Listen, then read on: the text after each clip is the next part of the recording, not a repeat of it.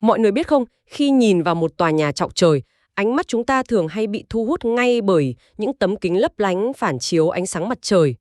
Đúng rồi, hoặc là cái phần đỉnh tháp cao vút chọc thủng những tầng mây cơ. Chính xác, nhưng mà kiểu như kỳ tích kỹ thuật thực sự, cái thứ giữ cho toàn bộ cấu trúc hàng ngàn tấn đó không bị sụp xuống khi có một cơn bão quét qua, lại nằm sâu dưới lòng đất. Ý bạn là những khối móng bê tông khổng lồ mà chẳng ai nhìn thấy đó hả? Chuẩn luôn. Ok, cùng mổ xẻ vấn đề này nào. Chúng mình vừa lặn ngụp qua một núi dữ liệu khổng lồ của tuần qua, từ những bản tin vĩ mô chớp nhoáng trên thị trường cho đến hàng loạt dòng mã code thầm lặng ẩn sâu trong các bản cập nhật GitHub. Và dĩ nhiên là cả những biên bản thảo luận dài hàng giờ đồng hồ của các nhà phát triển nữa. Phải nói là một mớ dữ liệu cực kỳ đa dạng. Quá hỗn độn luôn ấy chứ. Nhưng mà thông qua mớ dữ liệu này, một bức tranh rất kỳ lạ đang hiện ra. Trong khi thế giới ngoài kia đang bị cuốn theo những tin tức giật gân, những biến động giá chớp nhoáng, thì có một hệ sinh thái ngầm đang miệt mài đổ từng khối bê tông kỹ thuật. Để xây dựng một pháo đài tài chính phi tập trung đúng không? Đúng thế. Sứ mệnh của buổi thảo luận sâu hôm nay là bóc tách xem hệ thống ngầm này thực chất đang vận hành bằng cơ chế nào và tại sao nó lại quan trọng đến vậy. Nếu chúng ta liên kết điều này với bức tranh toàn cảnh, thì mọi người sẽ thấy sự cần thiết của cái pháo đài đó. Những luồng gió độc đang thổi trên bề mặt kinh tế vĩ mô hiện nay không hề dễ chịu chút nào. Thực sự là vậy. Dữ liệu thị trường từ KuCoin hồi giữa tháng 7 năm 2026 vẽ ra một viễn cảnh khá là ảm đạm cho Bitcoin. Chúng ta vừa chứng kiến độ khó đào Bitcoin sụt giảm 5% vào ngày 11 tháng 7. Đáng nói là đây đã là lần điều chỉnh thứ 14 chỉ tính riêng trong năm nay rồi. Wow, 14 lần cơ à? Đúng vậy. Chưa hết đâu.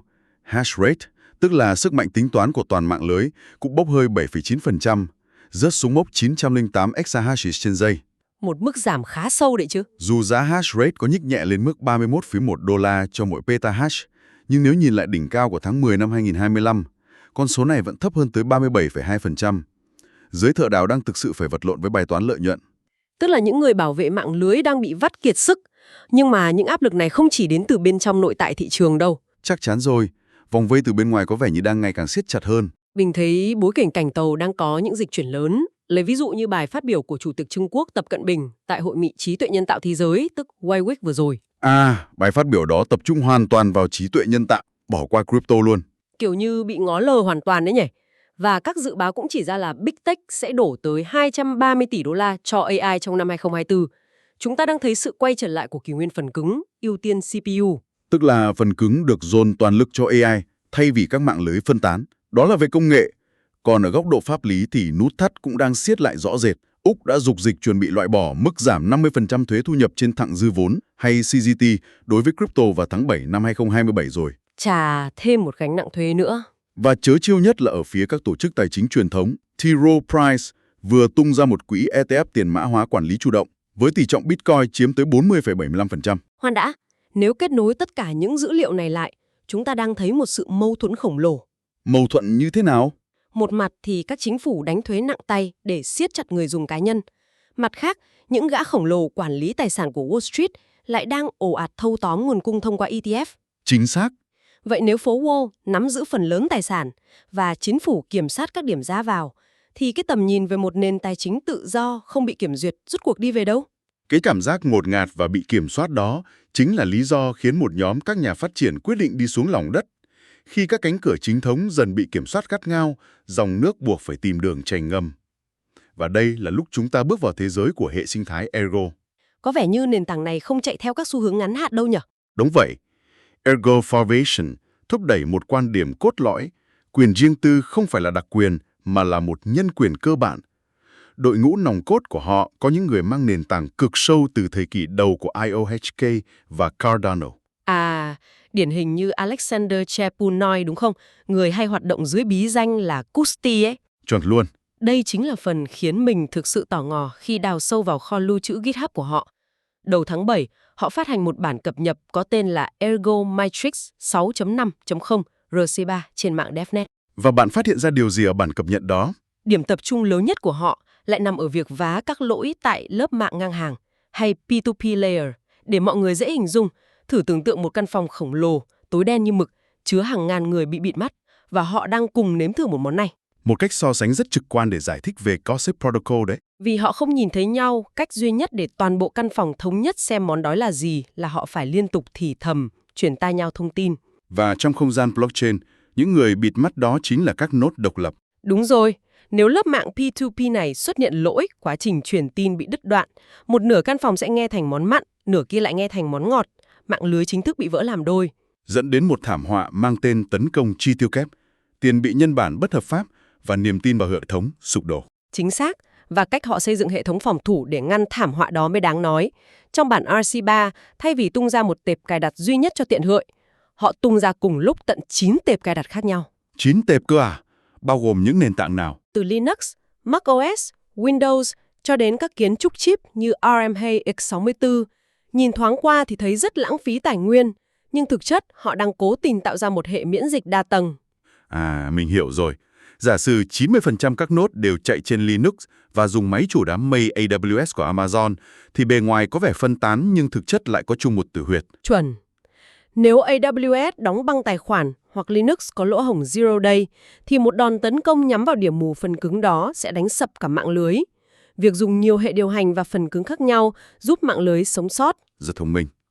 Sự kỹ lưỡng này cũng tạo ra lực đẩy từ cộng đồng. Trên Twitter ngày 14 tháng 7, một thành viên tên là Odysseus Milici đã tạo ra một dashboard tên là Matrix Pulse để theo dõi trực tiếp các hoạt động của DevNet này. Nó giống như một nhịp tim đồ họa vậy. Nhưng mà này, lớp móng P2P có vững như bàn thạch đi nữa, nếu nền tảng này bị thao túng ở lớp ứng dụng thì sao? Kia cũng trở nên vô nghĩa. Here's where it gets really interesting. Điều này dẫn thẳng chúng ta đến bài toán quản trị. Giải pháp mà Ergo đưa ra là Paideia, phần mềm quản lý DAO trên nền tảng của họ. Quản trị bằng DAO thì mạng lưới nào chẳng có gì khác biệt đâu nhỉ? Khác biệt ở cách thực thi. Bạn nhớ sự kiện của dự án Arbitrum vào tháng 4 năm 2023 không? À, cái vụ mà cộng đồng bỏ phiếu không cho việc phân bổ 750 triệu token, nhưng đội ngũ sáng lập vẫn tự ý thực hiện ấy à? Đúng cái vụ lùm xùm đó. Với Paideia, kết quả bỏ phiếu được thực thi tự động hoàn toàn bằng smart contract. Wow, tức là khi chốt kết quả, hợp đồng thông minh tự động khóa hoặc mở khóa tài sản mà không cần ai bấm nút. Chính xác. Không có đội ngũ nào giữ chìa khóa chủ để can thiệp được. Thêm nữa, họ bắt buộc phải luôn có tùy chọn không trong mỗi cuộc bỏ phiếu. Tại sao lại phải lập trình cứng tùy chọn không như vậy? Để ngăn chặn các chiêu trò gọi là yes shenanigans. Nhiều dự án hay đưa ra các lựa chọn kiểu bạn muốn quỹ nhận tiền ngay bây giờ hay tháng sau. Dù chọn gì thì quỹ vẫn mất tiền. À, ra là vậy. Tùy chọn không phá vỡ chiêu trò thao túng đó. Vậy khi quản trị đã an toàn, các ứng dụng tài chính trên đó hoạt động thế nào? Nổi bật nhất trong tài liệu là SigmaFi, một thị trường trái phiếu DeFi theo mô hình P2P. Nó cho phép vay vốn mà không cần ngân hàng. Theo mình đọc thì nếu ai đó cần vay, họ phải thiết lập hợp đồng thế chấp vượt mức. Ví dụ vay 100 SIG USD thì khóa lượng ERG trị giá 150 SIG USD đúng không? Đúng rồi. Điểm đặc biệt là mọi thứ đều dùng mô hình EUTXO. Nó khác với cách tính số dư sổ cái của Ethereum. Nó giống như việc mình xài tiền mặt trong ví vậy. Mọi thứ được xử lý và hoàn tất ngay lập tức trên chuỗi. Chuẩn luôn. Trong buổi AMA, họ còn bàn thảo về Ergo Infrastructure DAO, nhằm phi tập trung hóa luôn cả hạ tầng chạy nốt trên toàn cầu nữa. Lập trường của họ rất kiên quyết. Trên Twitter ngày 15 tháng 7, họ còn nói thẳng là không thể tự chủ nếu dùng stablecoin có thể bị đóng băng. Đó là lý do họ thúc đẩy hệ sinh thái dùng các giải pháp phi tập trung như đồng USTE. Nhưng mà khoan đã, có móng vững, có ứng dụng tốt, nhưng nếu dòng tiền từ các hệ sinh thái khác bị chặn lại thì sao? Làm thế nào để tài sản lưu thông mà không bị các sàn giao dịch tập trung kiểm duyệt? Một câu hỏi chí mạng, đây chính là bài toán cứu rỗi thanh khoản, và Rosen Bridge ra đời để giải quyết việc đó. Chuyện này làm mình nhớ đến câu chuyện của đồng FIRO được nhắc tới trong video của CryptoCat. FIRO là một privacy coin do sức ép từ các quy định chống rửa tiền và định danh KYC nên nó bị các sàn CEX gỡ bỏ hàng loạt. Đúng vậy. Khi bị gỡ khỏi sàn, thanh khoản bị bóp nghẹt ngay lập tức. Nhưng Rosen Bridge đã làm được một việc chưa từng có. Họ chuyển thành công FIRO sang Ethereum và Ergo mà không cần sàn CEX. Thật đó? Làm thế nào họ có thể luân chuyển tài sản an toàn mà không có sàn giao dịch làm trung gian? Cơ chế của nó xoay quanh hai nhóm, Watchers, tức là những người theo dõi, và Guards, những người bảo vệ. Nghe có vẻ giống một hệ thống xác thực chéo nhỉ? Đúng thế. Mọi thứ được khóa tự động bằng smart contract, hàng ngàn máy tính Watchers sẽ liên tục quét dữ liệu và báo cáo. Sau đó nhóm Guards sẽ xác minh lại bằng mật mã và mở khóa tài sản ở truy đích. Nghĩa là không có máy chủ trung tâm để bị rút phích cắm, không có ông giám đốc nào để bị triệu tập ra tòa. Mọi thứ vận hành hoàn toàn bằng toán học. Không thể bị kiểm duyệt. Và chưa dừng lại ở đó đâu, thông tin nóng hổi nhất là Rosen Bridge chuẩn bị ra mắt tích hợp Bitcoin Runes. Wow, tích hợp thẳng vào kho thanh khoản lớn nhất thế giới luôn. Chuẩn, nghĩa là tài sản đúc trên Bitcoin giờ đây có thể di chuyển xuyên chuỗi. Các token lớn như ETH, BNB, ADA, Doge và Sigma USD sẽ có mặt trên mảng Bitcoin dưới dạng Runes, nằm trong không gian tên Rosen Tech. Nhưng để bảo vệ một khối lượng tài sản khổng lồ như thế, chắc chắn rào cản tham gia phải rất lớn đúng không? Đúng vậy, hiện tại để chạy một watcher cho mạng Bitcoin Runes, bạn phải thế chấp 50.000 token RSN và 10 đồng ERG. Một khoản thế chấp để đảm bảo không ai dám gian lận. Và họ còn giới thiệu on-chain token map nữa. Dữ liệu token giờ được lưu trữ trực tiếp trên chuỗi thay vì trong các file JSON thủ công. Loại bỏ hoàn toàn độ trễ và sự can thiệp của con người luôn. Nhưng mà mình có một thắc mắc nhỏ ở đây. Bạn cứ nói đi. Khả năng bảo mật của Ergo có đủ lớn để gánh vác cái khối lượng tài sản xuyên chuỗi này không? Nhất là khi phần thưởng khối cho thợ đào Ergo đang ngày càng giảm xuống. Một lo ngại rất thực tế. Giải pháp của họ nằm ở công nghệ Lithos, một pool đào phi tập trung trên chuỗi với khái niệm gọi là double merge mining, tức là đào gộp kép. Đào gộp kép á?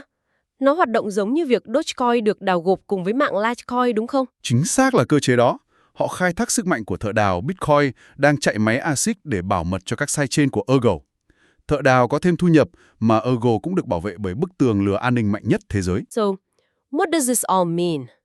Kết nối tất cả lại, từ những dòng code thầm lặng chống lại AWS đến một hệ thống DAO không thể bị phủ quyết và cuối cùng là cây cầu Rosen giải cứu thanh khoản. Tất cả tóm gọn cho một tuyên ngôn mạnh mẽ trên Twitter. Let the liquidity flow with no masters. Hãy để thanh khoản tuôn chảy mà không cần ai làm chủ. Tuyệt vời!